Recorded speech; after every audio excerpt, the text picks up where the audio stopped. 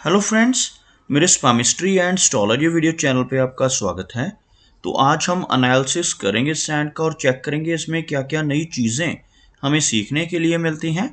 तो as usual शुरू करूंगा फिंगर्स के एनालिसिस से, उसके बाद चेक करेंगे फिंगर्स की सेटिंग को एंड माउंट्स को, और सबसे लास्ट में हम चेक करेंगे लाइंस को। इस तरह से पूरे हैंड का जो एनालिसिस हम कंप्लीट करेंगे। तो चलिए मैं शुरू करने जा रहा हूँ, साथ साथ ड्रॉ करता जाऊंगा आपके लिए ताकि आपको समझने में कोई दिक्कत ना हो।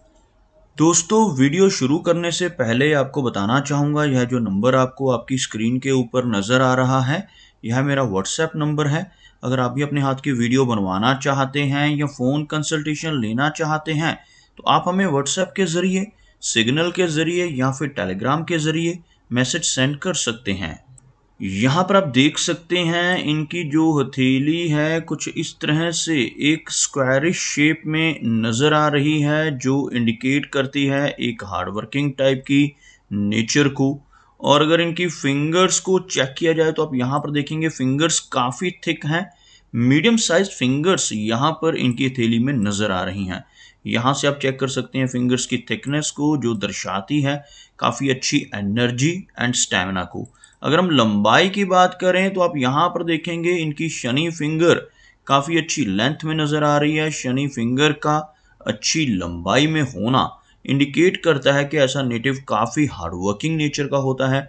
डिसिप्लिन टाइप की पर्सनैलिटी ऐसे व्यक्ति की रहती है और अपनी इन्हीं खूबियों की वजह से ऐसे व्यक्ति जीवन में काफ़ी अच्छी तरक्की कर पाने में कामयाब हो जाते हैं। अगर हम इनकी सूर्य फिंगर की बात करें तो आप यहाँ पर देखेंगे इनकी जो सूर्य फिंगर है वो इनकी हथेली में सेकंड सबसे लॉन्गेस्ट फिंगर है, क्योंकि इनकी बृहस्पति फिंगर थोड़ी शॉर्ट नजर आ रही है। सूर्य फिंगर की लंबाई अगर आप देखोगे तो यह इनकी शनि फिंगर के टॉप फैलेंस तक पहुंचती हुई नजर आ रही है, जिसकी वजह से ऐसे व्यक्ति काफ़ी क्रिएटिव नेचर के होते हैं, काफ़ी अच्छी आर्टिस्टिक क्वालिटीज भी इनके भीतर रहती हैं। लेकिन साथ ही साथ जिन लोगों की सूर्य फिंगर काफ़ी अच्छी लंबाई में हो, ऐसे नेटिव रिस्क टेकर होते हैं, जीवन में रिस्क लेने से बिल्कुल भी नहीं घबराते। कई बार तो अपनी जो धन है उसको इन्वेस्ट करने के मामले में भी ऐसे व्यक्ति रिस्क ले बैठते हैं। अपने धन को ऐसी जगहों पर लगाने की रुचि इनमें रहती है जहां पर लॉस के चांसेस भी हों, जैसे शेयर मार्केट है, क्रिप्टो करेंसीज हैं, म्यूचुअल फंड्स हैं। ऐसी चीज़ों में भी इनका झुकाव रह सकता है। अगर हम इनकी इंडेक्स फिंगर की बात करें तो भले ही यह फिंगर थोड़ी सी शॉर्ट नज़र आ रही है, लेकिन इस फिंगर में कोई भी वीकनेस नहीं है। आप देखेंगे काफ़ी थिक फिंगर्स है, बिल्कुल स्ट्रेट फिंगर है ये, जिसकी वजह से नेटिव की नॉलेज काफ़ी अच्छी रहती है। ऐसे व्यक्ति की लीडरशिप क्वालिटीज़ भी स्ट्रांग रहती हैं, जिनका बृहस्पति माउंट भी साथ ही साथ उभरा हुआ हो। ओवरऑल बृहस्पति फिंगर थोड़ी सी शॉर्ट होने की वजह से कई बार फैमिली की तरफ से मिलने वाली जो हैप्पीनेस है उसमें थोड़ी सी वीकनेस आ जाती है, लेकिन यहाँ पर इनकी कमियों को इनका गुरु पर्वत दूर करता हुआ भी नजर आ रहा है। हम बात करते हैं इनकी मरकरी फिंगर की, तो आप यहाँ पर देखेंगे मरकरी फिंगर बहुत अच्छी लंबाई में नजर आ रही है। इस फिंगर का अच्छी लंबाई में होना इंडिकेट करता है कि नेटिव के कम्युनिकेशन स्किल्स काफ़ी बेहतर रहने वाले हैं। जिन लोगों की बुध फिंगर अच्छी लंबाई में हो, ऐसे व्यक्ति का बिजनेस एक्यूमेन भी स्ट्रांग होता है, और साथ ही साथ ऐसे नेटिव अपने कम्युनिकेशन स्किल्स की वजह से ही लाइफ में अच्छी तरक्की पाने में कामयाब हो जाते हैं। फिंगर्स के ऊपर कुछ खड़ी रेखाएं भी मौजूद हैं। आप देख सकते हैं कुछ ऐसी बारीक खड़ी रेखाएं इनकी सभी फिंगर्स के ऊपर आपको नजर आएंगी। ऐसी रेखाओं का होना नेटिव को मिलनसार स्वभाव देता है। ऐसे व्यक्ति दूसरों के साथ बहुत अच्छे से, तहजीब से पेश आने वाली नेचर रखते हैं। चलिए आगे बढ़ते हैं और चेक करते हैं इनके सभी माउंट्स को। तो यहाँ पर अगर मैं एक लाइन ड्रॉ करता हूं तो कुछ इस तरह की एक रेखा बनकर सामने आ रही है, जिसमें आप देख सकते हैं इनका जो सूर्य पर्वत है और शनि पर्वत है काफी हाई सेट है, बृहस्पति मीडियम सेट है, और यहाँ पर इनका मरकरी हल्का सा लो सेट हो रहा है। मरकरी माउंट का लो सेट होना नेटिव को थोड़ी सी शाई नेचर भी देता है। लेकिन यहाँ पर आप देखेंगे कि इनके मरकरी माउंट के ऊपर कुछ खड़ी रेखाएं भी आपको नजर आएंगी। कुछ इस तरह की सीधी खड़ी रेखाएं इस पर्वत के ऊपर होना बहुत ही अच्छे फल देती हैं। ऐसी रेखाएं होने से नेटिव का बिजनेस एक्यूमेन स्ट्रांग होता है। ऐसे व्यक्ति के भीतर काफ़ी अच्छी हीलिंग क्वालिटीज़ रहती हैं। ऐसे व्यक्ति अपने शब्दों से, अपने कर्मों से, अपनी सलाह से लोगों की प्रॉब्लम्स को दूर करने की काबिलियत रखते हैं। साथ ही साथ आप यहाँ पर देखेंगे आपको कुछ बारीक रेखाएं इस पर्वत की तरफ बढ़ती हुई भी नजर आएंगी। ऐसी रेखाओं को बुध की रेखाएं कहा जाता है, मरकरी लाइंस कहा जाता है, और यहाँ पर मरकरी लाइंस का मौजूद होना इन्हें काफी अच्छे फल देगा।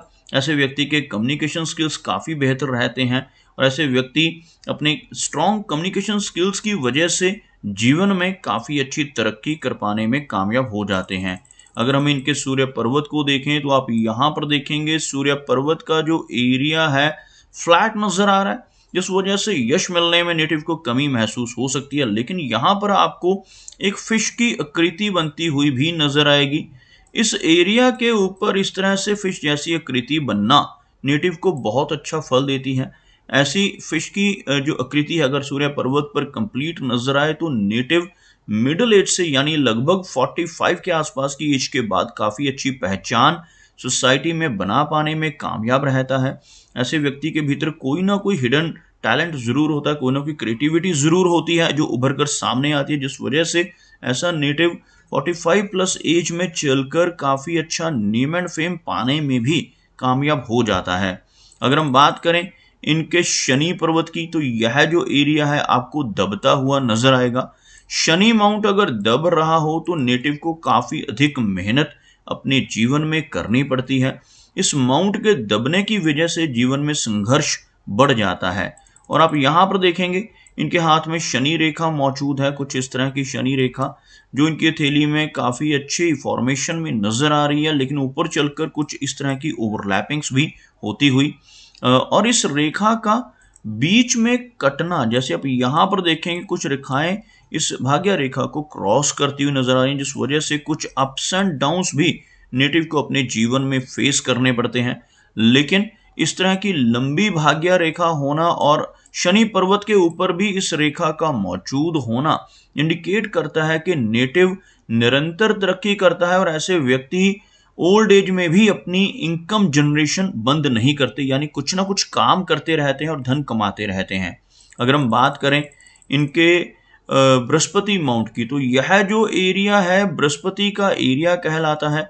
उभरा हुआ बृहस्पति माउंट व्यक्ति को ज्ञानवान बनाता है। ऐसे व्यक्ति हर तरह के सुख भोगने वाला होता है और इस तरह का उभरा हुआ बृहस्पति होने से नेटिव का स्पिरिचुअलिटी की तरफ भी काफी अधिक झुकाव रहता है। अब यहाँ पर एक रेखा देखेंगे कुछ इस तरह से, यह रेखा कंप्लीट तो नहीं है लेकिन थोड़ा सा ओवरलैप ही है इसमें। इसको हम गुरु वलय का साइन कहते हैं, यानी कि रिंग ऑफ सोलोमन का चिन्ह इस चिन्ह को कहा जाता है। और जिन लोगों के हथेली में इस तरह का गुरु वलय बनता है ऐसे व्यक्ति मिडिल एज तक पहुंचते पहुंचते समाज में काफी अच्छा अपना एक रुतबा बनाने में कामयाब होते हैं।